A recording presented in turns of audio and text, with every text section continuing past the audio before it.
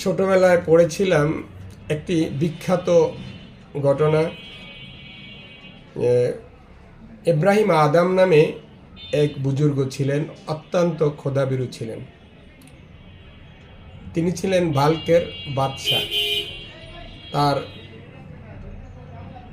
বিশাল বড় রাজপ্রাসাদ ছিল, অনেক ধন সম্পদের মালিক ছিলেন, তার চাকর চাকরানির অভাব ছিল না। একদিন তিনি রাজপ্রাসাদে ঘুমন্ত অবস্থায় হঠাৎ করে শব্দ পেলেন যে তার ছাদের উপরে কি যেন হাঁটছে।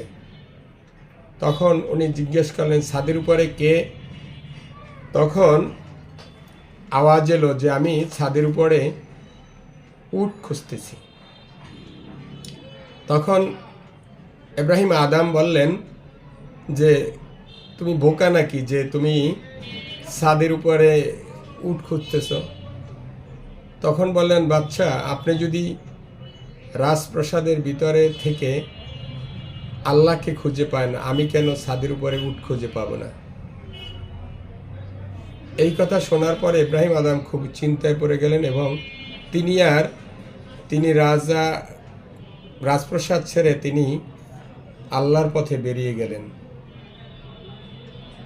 এর থেকে বোঝা যায় যে অবশ্যই আল্লাহকে পেতে হলে রাজপ্রাসাদে বসে খুঁজে পাওয়া যাবে না, অবশ্যই